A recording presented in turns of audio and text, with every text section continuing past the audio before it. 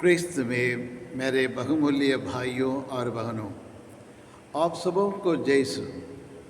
हमारे प्रभु यीशु क्रिस्त की कृपा, शांति, अनुग्रह, आशीष, बरकत और सामर्थ्य और संतोष सदा सर्वदा आपके एवं आपके परिवार के साथ रहे। प्रिय विश्वासियों, आज माता कलस्य सामान्य काल का 21वां रविवार मना रही है और आज के सुसमाचार हमारे मनन चिंतन के लिए और संत लूकस रचित सुसमाचार अध्याय 13 पद संख्या 22 से और 30 तक दिया गया है।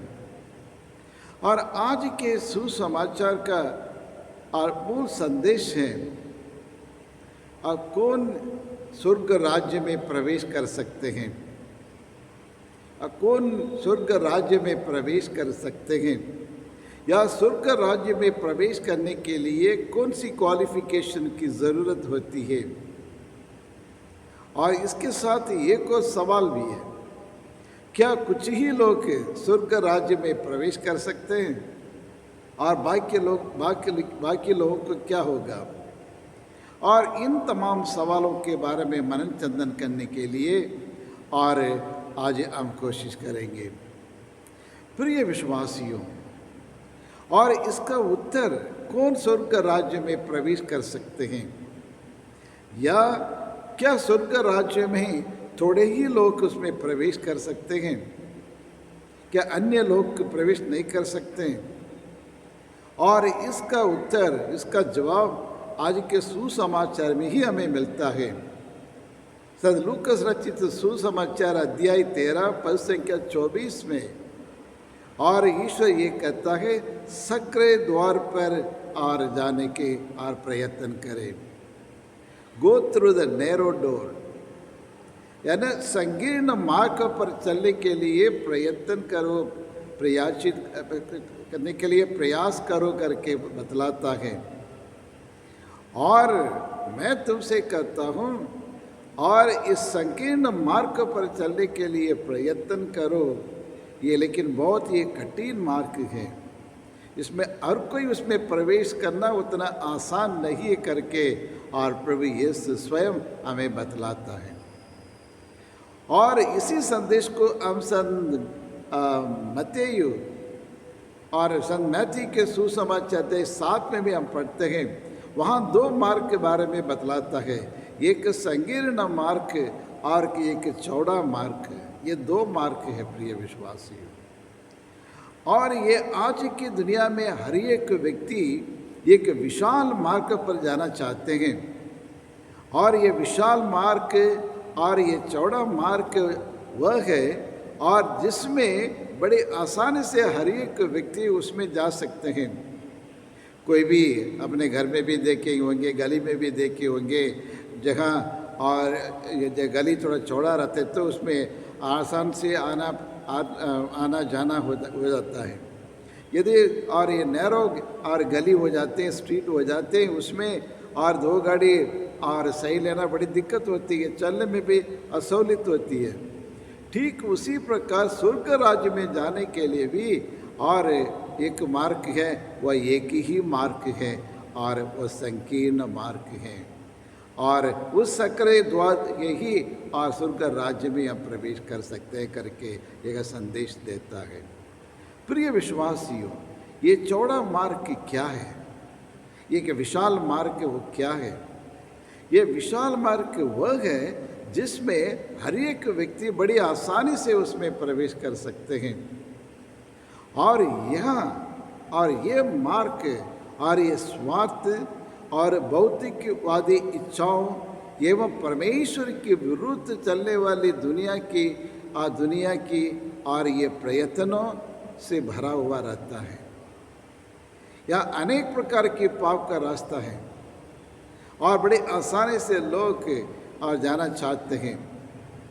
और ये चौड़ा मार्ग में है और इसमें है शारीरिक की इच्छाएं हैं, स्वार्थ की भावना है और वासना है, व्यभिचार है, अहंकार है, घमंड है, द्वेष है, मनमुटाव है, रंजिश है, क्रोध है, आलस्य है और अन्याय है अत्याचार हैं, धोखाधड़ी है, बदनाम है, जलन है, ये सब और ये चौड़ा मार्ग है।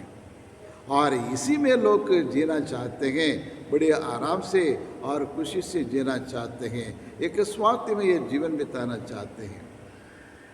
लेकिन संकीर्ण मार्ग या संकर द्वार और वह है वो और ईश्वर के स्वर्ग की ओर ले जाता है और वह सत्य की ओर ले जाता है।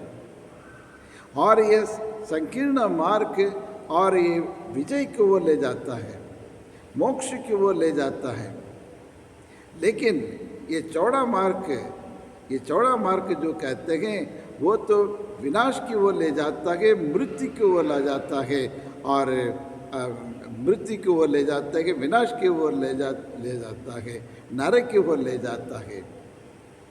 जी हाँ क्रिस्त में प्यारे भाई और बहनों, लेकिन संकीर्ण मार्ग पर चलने के लिए हर एक व्यक्ति को और इसका मन परिवर्तन की ज़रूरत है, त्याग की ज़रूरत है, बलिदान की ज़रूरत है, निस्वार्थ और सेवा करने की ज़रूरत होती है और पड़ोसी को प्रेम करने की ज़रूरत होती है और पड़ोसी के अपने समान उसके प्यार करने की और दूसरों पर और अनुकंपा दिखाने का और मार्ग होता है। और ये संकीर्ण मार्ग है और इसलिए ये बलिदान का मार्ग भी कहा जाता है, त्याग का मार्ग कहा जाता है।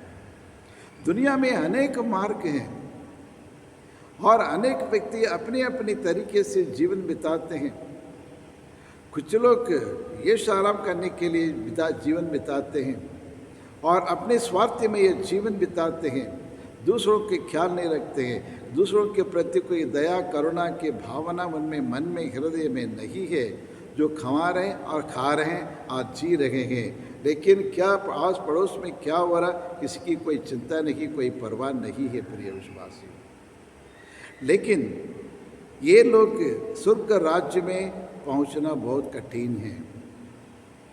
लेकिन जो लोग और त्यागमय जीवन बिताते, बलिदान का जीवन बिताते हैं और दूसरों को ख्याल रखते हैं, गरीबों, लाचारों, ज़रूरतमंदों, तिरस्कृत लोगों, विधवाओं की इनकी सेवा करते हैं और अपने जीवन और उनके लिए समर्पित करते हैं, अपने और इच्छाओं को और अपने स्वार्थ की और स्वार्थ को त्याग के और अन्य लोगों की सेवा करते हैं, निस्वार्थ भाव से और उदार मन से जो सेवा करते हैं और वही लोग उस और स्वर्ग की ओर आगे बढ़ सकते हैं, प्रवेश कर सकते हैं। इसलिए प्रभु यीशु क्रिस्त का कहने का तात्पर्य यह है, सग्र मार्ग या संकीर्ण मार्ग है स्वर्ग का मार्ग, वह न्याय का मार्ग है, सत्य का मार्ग है, बलिदान का मार्ग है और वह प्रतीक्षा मार्ग है और प्रेम का मार्ग है और वह और नम्रता का मार्ग है, शिष्यता का मार्ग है प्रिय विश्वासियों। और इसलिए आज प्रभु यीशु आपसे और मुझसे कहते हैं कौन सा मार्ग से और ये क्या आप कौन सा मार्ग को अपनाना चाहते हैं, ये विशाल मार्ग या चौड़ा मार्ग या संकीर्ण मार्ग, सगरे द्वार, क्योंकि हमारे प्रभु यीशु क्रिस्त ही वो मार्ग है, सत्य मार्ग, जीवन और प्रभु यीशु है। इसके अलावा कोई दूसरा मार्ग नहीं है हम क्रिस्तियों के लिए। दुनिया में अलग अलग मार्ग हो सकते हैं, लेकिन परमेश्वर ने कहा है, हमारे प्रभु यीशु क्रिस्त ने साफ साफ कह दिया है, और मुझसे होकर बिना कोई ईश्वर के पास नहीं पहुंच सकता है। और इसलिए ईश्वर की आज्ञाओं का पालन करना, ईश्वर की आज्ञाओं का उल्लंघन ना करते हुए सच्चे मन से, सच्चे हृदय से, पश्चाताप की हृदय से और एक निष्पाप वो जीवन बिताते हैं और वही और स्वर्ग राज्य में प्रवेश कर सकते हैं, मोक्ष प्राप्त कर सकते हैं और जीवन प्राप्त कर सकते हैं। जी हाँ क्रिस्त में प्यारे भाइयों और बहनों, लेकिन पुराने यहूदियों में और यहूदियों के इज़राइल के वहाँ गांव में या शहर में एक बड़ा एक गांव थे और उस गांव में प्रवेश करने के लिए 2 द्वार थे। एक बड़ा विशाल मार्ग और द्वार था और उसमें हर कोई जो घोड़े में बैठे, गधे में बैठे और हाथी में बैठ के उसके आराम से उसमें प्रवेश कर सकते हैं। उसके साथ साथ ही एक और द्वार रखे थे, एक छोटा सा द्वार, और उसमें और यह घोड़े में बैठ के या हाथी में बैठ के उसमें प्रवेश नहीं कर सकते हैं। और जो द्वार है एक छोटा रहता है, हाइट में भी छोटा रहता है, संकीर्ण रहता है, उसमें अंदर प्रवेश करने के लिए झुककर अंदर जाना पड़ता है। और इसलिए प्रभु यीशु क्रिस्त इसको लेते हुए, उसको उदाहरण में लेते हुए कहते हैं संकीर्ण मार्ग के द्वारा प्रवेश करो। जब संकीर्ण द्वार है तो आपको खड़े खड़े ऐसे अंदर प्रवेश नहीं कर सकते हैं, सिर झुकाकर अंदर जाना पड़ता है। ठीक उसी प्रकार ईश्वर के सामने हमें नम्र होकर, विनम्र होकर, हमें झुककर और अंदर जाना पड़ता है। ईश्वर के पास आने के लिए नम्र होकर, विनम्र होकर और ईश्वर के सानिध्य में आना पड़ेगा। और हमारे घमंड अहंकार को त्यागना पड़ेगा। और अहंकार घमंड के साथ हम कदम सीधे करके उसमें प्रवेश नहीं कर सकते हैं। जब अपने घमंड को उतार देंगे, अहंकार को उतार के फेंकेंगे, पाप में ये जीवन को त्यागेंगे, तब अपने आप में और ये नम्रता आ जाएगी, हम विनम्र हो जाएंगे। जब विनम्र हृदय के साथ, विनीत हृदय के साथ बड़े आसान से प्रभु यीशु में हम प्रवेश कर सकते हैं। प्रभु यीशु हमारे दिल में और आकर वह अपने हृदय को अपने निवास स्थान बना सकते हैं। जी हाँ क्रिस्त में प्यारे भाइयों और बहनों, और ये सक्रिय द्वार और ये प्रेम का द्वार है, न्याय का द्वार है, और ये विजय का द्वार है, मोक्ष का द्वार है। प्रिय विश्वासियों, नम्रता का द्वार है। तो आइए हम अपने आप से एक सवाल पूछें, हम कौन सा मार्ग, कौन सा द्वार चुनना चाहते हैं। आज की दुनिया में हम देखते हैं हर एक व्यक्ति और ये चौड़े मार्ग पर जाना चाहते हैं, आराम करना चाहते हैं, यश बिंदास जीवन बिताना चाहते हैं, कोई किसी की परवाह नहीं करना चाहते हैं, सिर्फ अपने बारे में सोचते हैं। और इसलिए हमारे लिए, ऐसे लोगों के लिए स्वर्ग का राज्य में प्रवेश करना या प्रभु यीशु में और प्रभु यीशु का जीवन प्राप्त करना उतना आसान नहीं होगा। तो आइए हम ईश्वर से प्रार्थना करें। हे सर्वशक्तिमान पिता परमेश्वर, हम आपको धन्यवाद देते हैं, आपकी आराधना करते हैं, आपकी स्तुति करते हैं प्रभु। और तू ही सर्वशक्तिमान शाश्वत परमेश्वर, शांति का राजा बनकर हमारे दिल में, हमारे हृदय में निवास करने के लिए आए। हमारे देश में, हमारे दुनिया में, मोहल्ले में, हमारे परिवार में निवास करने के लिए आए हैं, इसके लिए हम कोटि कोटि धन्यवाद देते हैं।